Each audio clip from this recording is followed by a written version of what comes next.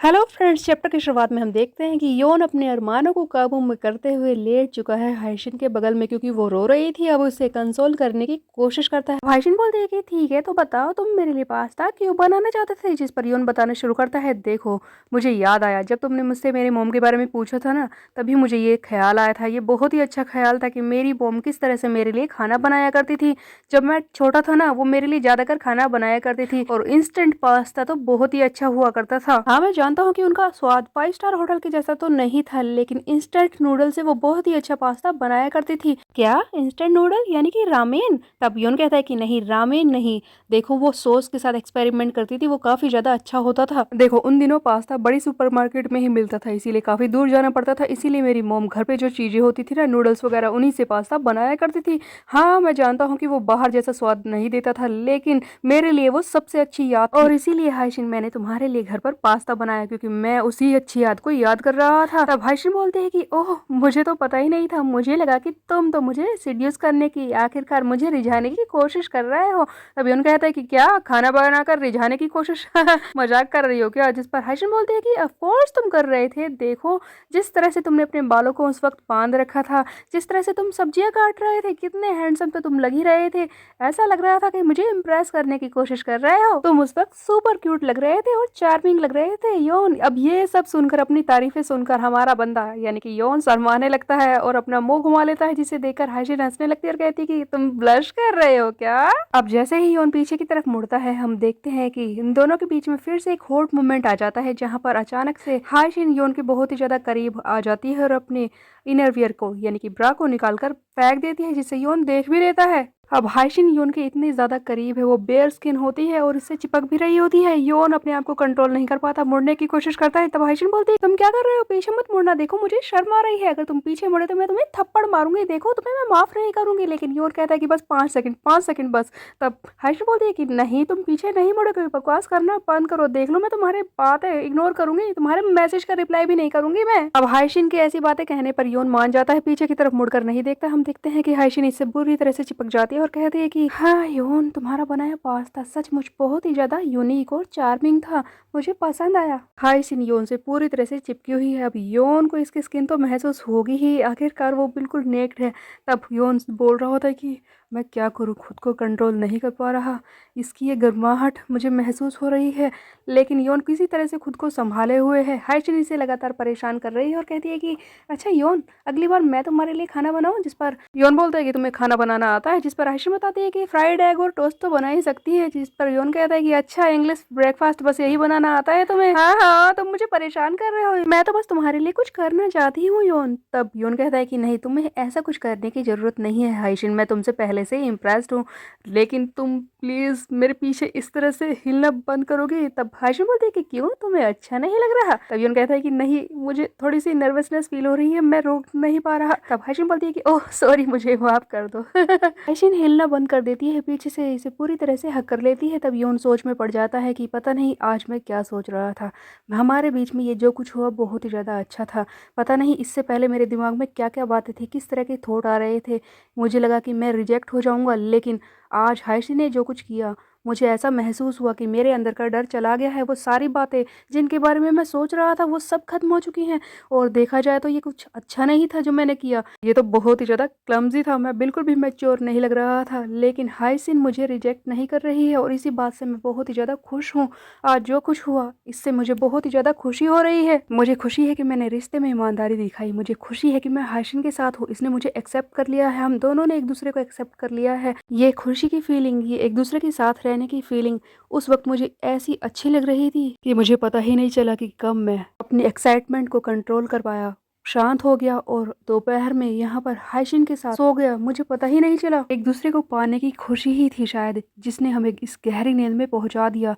ये आइलैंड एक बेड के रूप में, ये आइलैंड है जिस पर हम दोनों लेटे हुए थे, हम दोनों सोए हुए थे, एक दूसरे में डूबे हुए थे और एक ऐसा नशा हम पर छाया कि हम गहरी नींद में चले गए। दोस्तों दोनों ही गहरी नींद में सो चुके हैं। हम देखते हैं कि एक पल के लिए तो ये इतना ज्यादा एक्साइटेड थे और दूसरे ही पल सो जाते हैं। जब हम अपने पार्टनर्स को अपना लेते हैं तो उनके साथ बहुत ही ज्यादा सेफ फील होता है और यहाँ पर इन दोनों के बीच में रिश्ता बढ़ चुका है। अब आगे हम देखते हैं कि योन बोल रहा होता है कि अचानक से मेरी आंखें खुली और मैंने देखा हाइशिन मेरे बगल में बैठी हुई थी, उसने पूरी तरह से कपड़े भी नहीं नहीं पहन रखे थे, वो पोएट्री पढ़ रही थी और जब मैंने उससे पूछा कि टाइम क्या हुआ है, वो बिना कुछ बोले मेरे बगल में आकर लेट गई। ऐसा लगा कि उसने मुझे पहले से ज्यादा गहरी नींद में पहुंचा दिया। पता नहीं हम दोनों को क्या हुआ था, हम दोनों बहुत ही ज्यादा गहरी नींद महसूस कर रहे थे। शाम को हमारी जब आंखें खुली, हम दोनों ने नींद में ही खाना मंगाया। हम दोनों ने आधी नींद में बैठकर खाना खाया और चुपचाप फिर से लेटने के लिए बेड पर चले गए। दोस्तों तब योन आगे बताता है कि हम दोनों जब बेड पर लेटे थे, मैं जागा हुआ था, इसे बार बार देख रहा था, ये मेरे इतने करीब थी, इसकी खुशबू की वजह से ही मैं इसके करीब आना चाहता था, इसे पाना चाहता था। लेकिन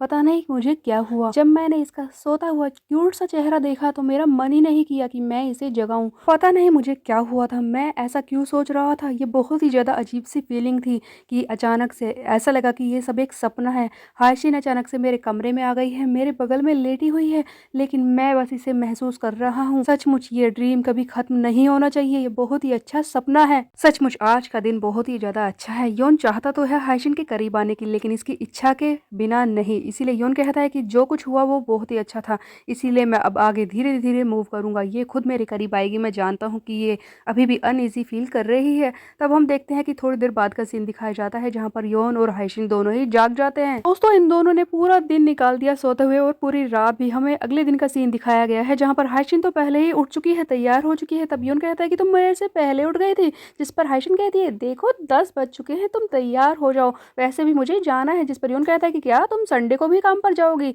जिस पर हायशीन बोलती है देखो संडे को स्टूडियो में ज़्यादा भीड़ होती है, बहुत सारे वीकेंड सेशन होते हैं, तो तुम तैयार हो जाओ, मैं तुम्हारे लिए ब्रेकफास्ट लेकर आती हूँ कन्वीनियंस स्टोर से, ठीक है। अच्छे से ब्रेकफास्ट करना योन वो। तब योन को रियलाइज होता है कि पूरी रात निकल चुकी है और सुबह हो चुकी है। तब योन कहता है कि क्या ब्रेकफास्ट, और रोने लगता है मुंह छुपाते हुए, जिस पर हायशीन हंसने लगती है और कहती है कि तुम तो सचमुच एक बच्चे हो योन। तब योन बोलता है कि अचानक से कि तो अब बताओ हायशीन हम दोनों क्या है, क्या अब मैं तुम्हारा बॉयफ्रेंड हूँ, हम डेट कर रहे हैं। इस पर हायशीन बोलते हैं कि ओह कम ऑन योन, ऐसा लगता है कि तुम्हें भी बॉयफ्रेंड्स की तरह गुड मॉर्निंग किस चाहिए, मैंने सही कहा ना, बताओ क्या तुम्हें किस चाहिए। हाँ हाँ मुझे किस चाहिए, जल्दी दो। तब हायशीन बोलती है कि जाकर पहले ब्रश करो, उसके बारे में बात बाद में करते हैं। और इस तरह से एक एक्सट्रीम रोमांटिक पल के साथ इन दोनों की डेट खत्म होती है। हम देखते हैं कि योन वो इसे छोड़ने आता है दरवाजे पर और कहता है कि हायशीन ठीक रहेगा कि मैं तुम्हें छोड़ने ना आऊं, देखो मैं चल सकता हूँ स्टेशन तक। हायशीन बोलती है कि अरे आराम करो योन, आज तुम्हारी छुट्टी है, संडे है, देख लो मैं चली जाऊंगी, ज्यादा दूर थोड़ी ना है। ये इसकी टी शर्ट को पकड़कर पास खींचती और कहती है कि और हाँ अगली बार मेरे लिए पास्ता जरूर बनाना, तुम समझ रहे हो ना मेरा क्या मतलब है। और ये कहकर वहां से चली जाती है और कहती है कि देखो ये तुम्हारी टी शर्ट है ना, इसके लिए थैंक यू, अगली बार मैं धोकर वापस कर दूंगी। हायशीन तो चली जाती है, योन आ जाता है घर के अंदर और कहता है कि चलो हायशीन तो जा चुकी है, बचे हुए काम खत्म कर लेता हूँ, कपड़े साफ कर लेता हूँ, ये बेड के कवर्स वगैरह धो लेता हूँ। अभी हमें दिखाए जाते हैं इसके चेहरे की खुशी और अचानक से हंसने लगता है और कहता है कि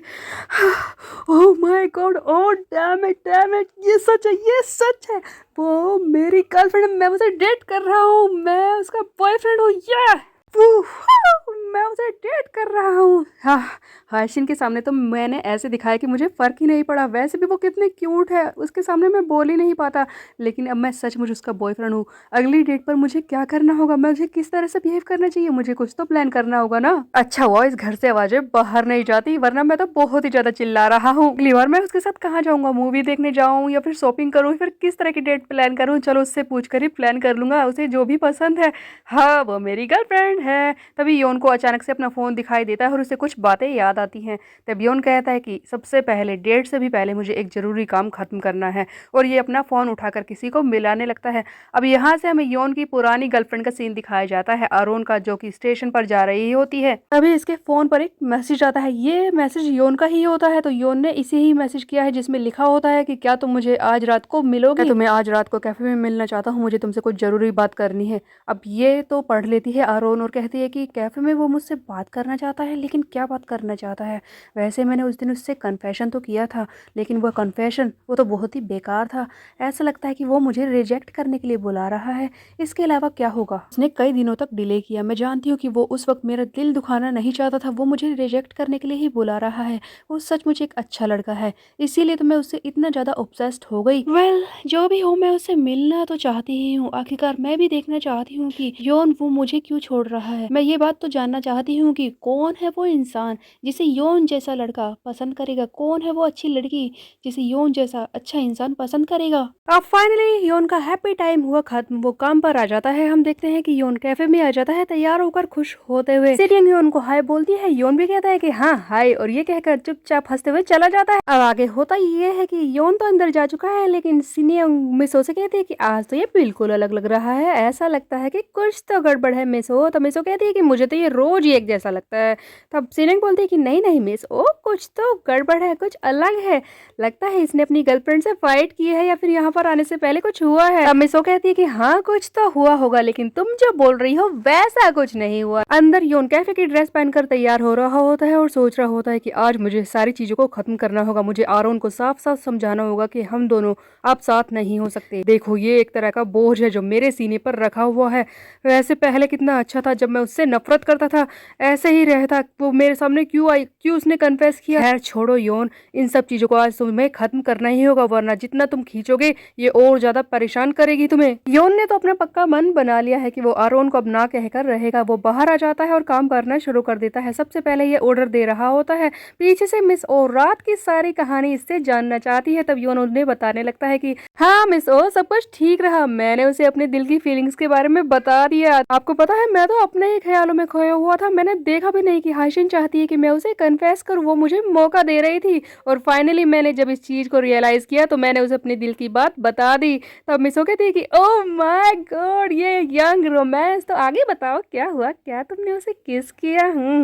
ये सुनकर योन कहता है कि मिस ओ, आपको नहीं लगता कि ये सारी पर्सनल बातें हैं? जिस पर मिस ओ कहती है कि ओहो, आप मुझसे सीक्रेट छुपाओगे? योन और मिस ओ तो यही सारी बातें कर रहे होते हैं। इतने में वहां पर आरोन आ जाती है। जैसा कि योन ने उसे ही तो बुलाया है, वो आते ही योन से ही बात करना शुरू कर देती है। तब योन कहता है कि तुम बाहर जाकर मेरा वेट करो, मैं अभी आ रहा हूँ। ये सुनकर आरोन तो कैफे की पीछे वाली साइड पर जाकर योन का वेट करने लगती है। तब योन मिसो से पूछने लगता है कि क्या मैं आधे घंटे के लिए बाहर जा सकता हूँ, मुझे कुछ जरूरी काम है। मिसो हाँ कह देती है और कहती है कि देखो रोते हुए मत आना लड़के। अब योन कहता है कि आप चिंता मत करिए मिस ओ, अब मैं रोऊंगा नहीं। मिस ओ से परमिशन लेकर योन फाइनली बाहर आ जाता है और आते आते सोच रहा होता है कि वैसे तो मैंने सोच लिया था कि मैं खुद को शांत रखूंगा और आराम से सारी चीजों को खत्म कर दूंगा, लेकिन ऐसा लग रहा है कि मेरे दिल पर कोई बोझ रखा हुआ है जिसे मैं हल्का करने जा रहा हूँ। ये बहुत ही मुश्किल होने वाला है। हालांकि आरोन तो जानती ही है कि योन उसे क्या कहने जा रहा है, लेकिन फिर भी वो इंतजार कर रही होती है। योन फाइनली उसके पास जाता है और कहता है कि क्या तुम तैयार हो जो मैं कह रहा हूँ उसे सुनने के लिए? आरोन के हाँ बोलते ही योन फाइनली बताना शुरू करता है कि देखो तुमने मुझसे अपनी फीलिंग्स के बारे में कन्फेस किया था, लेकिन मैं तुम्हें बदले में वही सब नहीं दे सकता। मैं तुमसे प्यार नहीं कर सकता क्योंकि मैंने किसी और को डेट करना शुरू कर दिया है और मैं उसे पसंद करता हूँ। इसीलिए हमारे बीच में जो कुछ था उसे मैं यहीं पर खत्म करता हूँ। बस मुझे यही कहना था। मुझे माफ कर दो कि मैंने तुम्हें इतनी सी बात बोलने के लिए इतनी दूर बुला लिया। जिस पर आरोन बोलते हैं कि मुझे फर्क नहीं पड़ता, मैं पहले से ही जानती थी। अब योन तो ये सारी बातें बोलकर वहां से जाने की कोशिश करता है, लेकिन आरोन वो चेहरा लटकाकर खड़ी होती है। वो बहुत ही ज्यादा उदासी लग रही होती है। योन भी ये सारी चीजें नोटिस कर रहा होता है। आखिरकार किसी बंदे ने इसे रिजेक्ट किया है, खुश तो नहीं होगी ना। योन को इसकी शक्ल देखकर अजीब सा महसूस हो रहा होता है। वो कहता है कि क्या कर रहा है योन, तो इस पर दया नहीं कर सकता क्या? तो इसके साथ होना चाहता है? नहीं ना, तो ऐसे दया क्यों दिखा रहा है? पर फिर भी किसी लड़की का ऐसे दिल दुखाना, इस तरह से अजीब बिहेव करना सही रहेगा? मुझे इस तरह से चीज़ों को ख़त्म नहीं करना है, मुझे इससे बात करनी होगी। और यही सारी बातें सोचते हुए फाइनली योन दोबारा से इस आरोन से बात करना शुरू करता है और बोलता है कि नूना, मैं तुमसे एक चीज के लिए माफी मांगना चाहता हूँ। तुम्हें पता है मैं इतने दिनों से तुम्हें बुरा इंसान समझ रहा था, एक ऐसी लड़की जिसने मेरी भावनाओं के साथ खेला, जिसने मुझे बुरी तरह से ट्रीट किया, मेरे कन्फेशन को रिजेक्ट कर दिया और मुझे ऐसे ही बिना बताए छोड़कर चली गई। इन सारी बातों को सोचते हुए मैं तुमसे बहुत ज्यादा नफरत करते हुए आया हूँ, लेकिन मेरी गलती है, इसके लिए मैं तुमसे माफी मांगता हूँ। तुम इतनी बुरी नहीं हो। सच तो यह है कि बुरा तो मैं हूँ। मैं छोटी छोटी बातों पर तो गुस्सा हो जाता हूँ, नाराज हो जाता हूँ और सामने वाले इंसान की फीलिंग्स को समझने की कोशिश ही नहीं करता। मुझे समझ में आना चाहिए था जब मुझे तुम छोड़कर गई थी कि हम दोनों की शायद वेव यानी कि हम दोनों की भावनाएं मैच नहीं करती, इसीलिए चली गई हो तुम। खैर जो कुछ हो, तुम बहुत अच्छी हो नूना, तुमने कुछ भी गलत नहीं किया है और तुम्हें किसी भी चीज के लिए मुझसे माफी मांगने की जरूरत नहीं है। अब ये सारी बातें सुनकर आरोन को थोड़ा सा अच्छा फील होने लगता है और वो कहती है कि ठीक है मैं समझ गई योन, मैं पहले से ही समझ चुकी थी, इसीलिए इतना बोलने की जरूरत जरूरत नहीं है। वेल गाइस, देखा जाए तो योन की गलती नहीं है, ये लड़की खुद ही तो चाहे जिस भी वजह से है इसे छोड़कर गई थी और बाद में दोबारा आकर इसके पीछे पड़ी है। अब ऐसा तो नहीं है कि ये इसके लिए ही बैठा रहेगा। तब आरोन आगे बोलती है कि ठीक है, अब तुम यहाँ से जाओ। अगर तुम इतना ज्यादा बोलते रहोगे तो मुझे लगेगा कि तुम अभी भी मेरे पीछे पड़े हो, तुम मुझे गलत आइडियाज तो नहीं दे रहे। तुम मुझे इस तरह से समझाना बंद करो। बेचारा है योन, तुम जितने दिखते हो ना उससे कहीं ज्यादा भोले हो। तुम यहाँ से जा सकते हो वरना मैं तो रो ही पड़ूंगी। योन तो जेन्युइनली बंदी को कंसोल करने की कोशिश कर रहा था, लेकिन इसकी बातों को सुनकर योन को लगता है कि कहीं ये गलत ना समझ ले, इसलिए चुपचाप वहां से जाने की कोशिश करता है। आरोन बोलती है कि अब की बार वापस मत आना। तब योन कहता है कि हाँ नहीं आऊंगा, और इस तरह से इन दोनों का रिश्ते का एंड होता है। दोस्तों, योन तो अंदर चला जाता है। हम देखते हैं कि आरोन सिगरेट पीना शुरू कर देती है और इसे एक पुरानी बात याद आती है जहाँ पर ये योन के साथ होती है।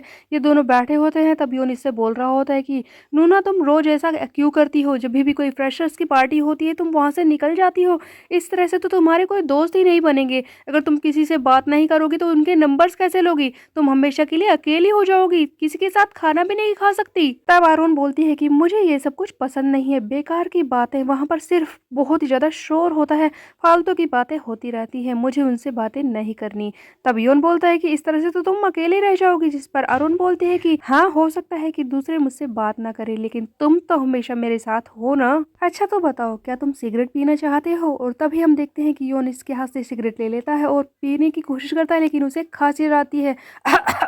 तब अरुण कहते हैं कि डोंट टेल मी कि तुमने इससे पहले सिगरेट नहीं पी। जिस पर योन कहता है कि नहीं नहीं, ऐसी बात नहीं है, मैं सोच रहा था कि मैं भी ट्राई करूं। वैसे अगर मैं नहीं करता ना तो तुम मुझे यहाँ से जाने के लिए बोल देती, और मैं ऐसा नहीं चाहता था। दोस्तों, योन के जो छोटी छोटी बातें हैं, दूसरों की तरफ केयरिंग वाला नेचर है, इसकी वजह से ही सब इम्प्रेस हो जाते हैं, और आरोन भी इसी चीज से इम्प्रेस हो गई थी, लेकिन इसने कभी कहा नहीं। आरोन के कहते हैं योन ने सिगरेट पी ली, वो भी सिर्फ इसलिए कि कहीं वो दूर जाने के लिए ना बोल दे। आरोन उसी वक्त समझ गई थी कि योन हमेशा इसके साथ रहना चाहता है, लेकिन उसके बाद भी इसने योन से ब्रेकअप किया और उसे छोड़कर चली गई। देखा जाए तो इसने सचमुच योन को दर्द दिया है। तब आरोन आगे बोलती है कि मैं कितनी बेवकूफ थी, उस लड़के के चक्कर में फंस गई। मैंने कैसे नहीं सोचा कि इस तरह का जबरदस्ती का रिश्ता हमेशा बाद में चलकर दर्द ही देता है। मैंने उस पर रिलाई किया और उसे मौका तक नहीं दिया। ऐसा मैं कैसे कर सकती थी? ऐसे रिश्ते शायद इसी तरह से खत्म होते हैं। आरोन को बहुत ही ज्यादा बुरा लग रहा होता है कि योन और इसका रिश्ता खत्म हो चुका है। उधर हम देखते हैं कि योन को अच्छा फील हो रहा होता है कि फाइनली इसके दिल से एक बर्डन उतर गया, और वो कह रहा होता है कि ये फालतू का रिश्ता फाइनली खत्म हुआ। आज के बाद उससे मैं कभी नहीं मिलूंगा। हाँ, हालांकि हम गली में तो टकरा सकते हैं, लेकिन वैसे हम कभी भी नहीं मिलेंगे। तब हम देखते हैं कि कुछ दिन बाद का सीन दिखाया जाता है। योन कैफे में काम कर रहा होता है और तभी आ जाती है आरोन, जिसे देखकर वो चिल्लाता है कि हाँ, तुम यहाँ पर क्या कर रही हो? मैंने तुमसे कहा था ना कि अब हम नहीं मिलेंगे, और तुम अब फिर से यहाँ पर क्या कर रही हो? जिस पर आरोन कहती है कि यहाँ पर आने के लिए कोई वजह चाहिए क्या? ऐसा तो नहीं है कि यहाँ पर ना आने का कोई रूल हो। वैसे भी यहाँ पर मैं काफी दिन से आ रही हूँ, मेरे पास 4 स्टैम्प्स होने ही वाले हैं, जिससे कि मैं एक फ्री की अमेरिकानो तो खरीद ही सकती हूँ, और मैं भला इन स्टैम्प्स को वेस्ट क्यों करूँ? वैसे भी यहाँ पर ना आने का कोई रीजन नहीं है, और तुमने ही तो मुझसे कहा कि मैं बुरे इंसान नहीं हूँ, तो बताओ तुम्हें क्या फर्क पड़ता है कि मैं यहाँ पर आती हूँ या नहीं? मुझे रोज की तरह ही एक हॉट चॉकलेट चाहिए, तो दे दोगे? योन के ब्रेकअप करने के बाद भी, इतना दूर भगाने के बाद भी ये लड़की पीछे पड़ी हुई है। इस बात से योन बहुत ही ज्यादा परेशान हो रहा होता है। उसके बाद हम देखते हैं कि योन आ जाता है स्टेशन पर और सोच रहा होता है कि ये लड़की, इसने मेरा दिमाग खराब कर रखा है, किस तरह से इससे पीछा छुड़ाऊं। मैंने उसे कितना दूर भेजने की कोशिश की, लेकिन ये तो मेरे पीछे ही पड़ी है। क्या करूं मैं, क्या करूं? क्या मैं इस लड़की को बुरा भला कह दूं? खैर छोड़ो, एक बार बस मेरी समर की इंटर्नशिप खत्म हो जाए, उसके बाद मैं इस जॉब को ही छोड़ दूंगा, यहाँ से चला जाऊंगा। मुझे कोई अच्छी जॉब मिल जाए और यहाँ पर अब गर्मियाँ किसी तरह से निकल जाए। हाँ, कब ये गर्मियाँ खत्म होगी। योन फाइनली स्टेशन पर पहुंच जाता है। सामने देखता है कि हाइशिन वहीं पर बैठी है, जिसे देखकर ये खुश हो जाता है और पास जाकर बैठ जाता है। तब ये हाइशिन से पूछता है कि क्या हुआ, आज ज्यादा काम था इसीलिए तुम लास्ट ट्रेन के लिए रुकी हो? जिस पर हाइशिन बोलती है कि नहीं, ज्यादा काम तो नहीं था, मैंने सोचा कि 2-4 पोएट्री पढ़ लेती हूँ, और इसी बीच में कुछ ट्रेनें निकल गई और मैं यहीं पर बैठी रह गई। जिस पर योन कहता है कि ओ, तो ऐसा लगता है कि तुम मेरा इंतजार कर रही थी। हाइशिन, सही कहा ना? और इस तरह से इन दोनों की बातें शुरू हो जाती है। अब यहाँ पर हमें योन की आवाज बताती है कि देखो, इस तरह से मेरा और हाइशिन का रिश्ता शुरू हुआ। हाइशिन अब मेरी गर्लफ्रेंड है, और आज मेरी जिंदगी का इस समर का सबसे लंबा दिन था, जो कि बहुत ही ज्यादा अच्छा बीता है। मैं बहुत ही ज्यादा खुश हूँ क्योंकि मैं हाइसिन के साथ हूँ और देखा जाए तो ये मेरी यूनिवर्सिटी लाइफ की यानी कि स्टूडेंट के तौर पर आखिरी छुट्टियां हैं, जिनके बाद अब मैं स्टूडेंट नहीं रहूंगा। अब दोस्तों यहाँ से सीन को शिफ्ट कर दिया जाता है। हमें दिखाया जाता है योन जाए की मीडिया आर्टिस्ट इना यून को, जो कि उसके साथ ही काम करती है, जिसने हाइसिन के लिए वीडियो क्लिप बनाई थी ना, वो फोन एक पोस्ट को पढ़ रही होती है। ऐसा लगता है कि हाइसिन यानी कि लॉन्ग आफ्टरनून और योन जाए के नए गानों का टीजर अपलोड कर दिया गया है और ये इसी के बारे में देख रही होती है। इन गर्मियों के बाद योन और हाइसिन दोनों की ही जिंदगी बदलने वाली है। ये गर्मियां बहुत ही ज्यादा गर्म होने वाली हैं। अब दोस्तों देखना यह है कि इन दोनों की जिंदगी किस तरह से बदलेगी। योन जाए के साथ इस लॉन्ग आफ्टरनून का गाना जब बाहर आएगा तो क्या ये छुप कर रह पाएगी? क्या हाइसिन दुनिया से अपनी पहचान को छुपा पाएगी?